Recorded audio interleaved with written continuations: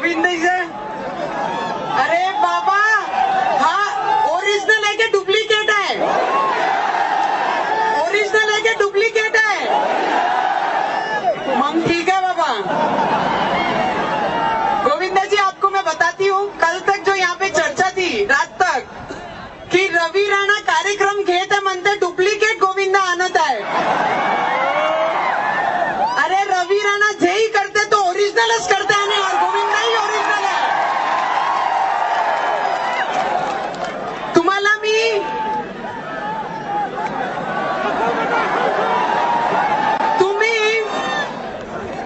मला सगळ्यांचं माहित आहे, आजपर्यंतच्या सगळ्यात मोठी दहीहंडी कोणती झाली? आजची झाली ना। आज की ये सबसे बड़ी दहीहंडी आज तक की परतवाड़ा में, ये सबसे बड़ी दहीहंडी है। एकदा गोविंदा जी साठी जोरदार ताळ्या, एकदा अजून जोरदार ताळ्या। आता मी तुम्हाला काही सांगेन, एक वहिनी म्हणून, एक बहीण म्हणून आणि एक मुलगी म्हणून, अरे गेल्या 8 दिवसापासून आम्ही जे परिश्रम करत आहे, पोलीसवाल्यांची मी मनापासून रिस्पेक्ट करते, पण जे 8 दिवसापासून पोलीसवाल्यांनी दबावाच्या खाली आमच्या जयस्तंभचा चौक त्यांनी परमिशन नाकारली, त्याच्यानंतर 8 दिवसापासून आमचे स्वाभिमानचे कार्यकर्ता सतत त्या पोलीस स्टेशनचे चक्रा मारत होते। अरे डोळ्यामध्ये आंसू सुद्धा आल्या की रवि राणाला, अरे रवि राणाला, रवीजी तुम्हाला असं सांगून इच्छा वाटतं मला की रवि राणा, अरे पोलीसवाल्यांना आमची परमिशन नाकारली नव्हती, पोलीसवाले दबावमध्ये येऊन आमची परमिशन नाकारली होती। पोलीसवाल्यांच्याही आतमध्ये रवि राणा चांगलाच आहे, पण ते दबावामुळे सगळे नेते, रवीजी मला माहित आहे, सगळे नेते मला माहित आहे तुम्हाला माझे तर्फूनच त्रास होत आहे, माझ्यासाठी त्रास घ्यायला लागत आहे। अरे माझ्यासाठी याच्यासाठी त्रास घेत आहे कारण की 2014 मध्ये जेव्हा मी इलेक्शन लढली आणि हे सगळ्या नेत्यांना माहित आहे की रवि राणा एकटा एवढा भारी पडू शकते जर 11 झाले, जर रवि राणाची बायको उभी नाही राहिली पाहिजे म्हणून त्यांना भीती आहे, नाही तर दुसरी परमिशन नाकारण्याची भीतीच नव्हती।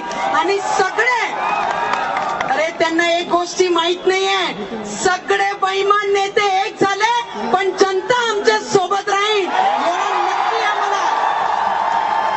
आज अरे मलाही वाईट वाटते जेव्हा 2014 मध्ये माझी 1.5 वर्षाची मुलगी घरी सोडू पाडू मी पूर्ण जिल्ह्याचे प्रत्येक गावामध्ये, अरे 1750 गावापैकी 99% गावा मी तेव्हाही फिरली। आणि जे आजचे खासदार आहे त्यांना विचारा, 25% गावाचे नावही आठवते का त्यांना जाऊन एकच विचारा। अच्छा मी तुम्हालाच एक प्रश्न विचारते, नवनीत राणा उभी राहिली पाहिजे की नाही राहिली पाहिजे? नवनीत राणा उभी राहिली पाहिजे की नाही राहिली पाहिजे?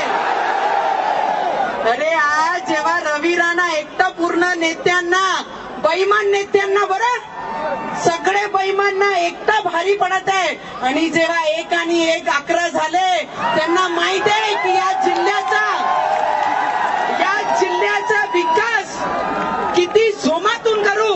आणि माझा संकल्प 2019 मध्ये सगळ्यात पहिला माझा मुद्दा दिल्लीवर गेल्यावर एकच राहील, जेही आंदोलन मी तिथे करीन सगळ्यात पहिला मुद्दा राहील की अचलपूर जिल्हा झाला पाहिजे।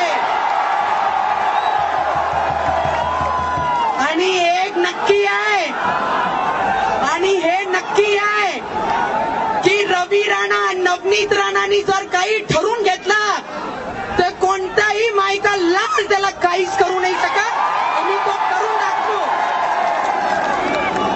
आणि जिल्हा याच्यासाठी झाला पाहिजे की अमरावती जसं तिथे कलेक्टर बसतात, कमिशनर ऑफ पोलीस बसतात, मोठे कमिशनर असतात डिव्हिजन कमिशन झालाय, तसंच आमच्या जिल्ह्यामध्ये अचलपूर जिल्हा झाला.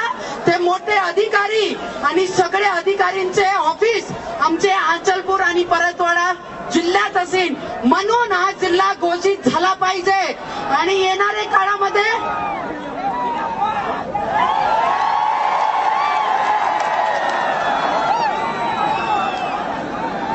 अच्छा, जिल्हा कोणाकोणाला पाहिजे एकदा हात वरती करा.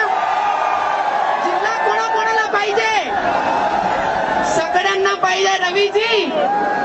तर आपली 2019 खूप लांब नाही आणि सगळ्यात पहिला मोर्चा आणि आंदोलन इथे नाही करीन. अमरावतीमध्ये तो आंदोलन होईल नाही, तो सरळ दिल्लीमध्ये होईल आणि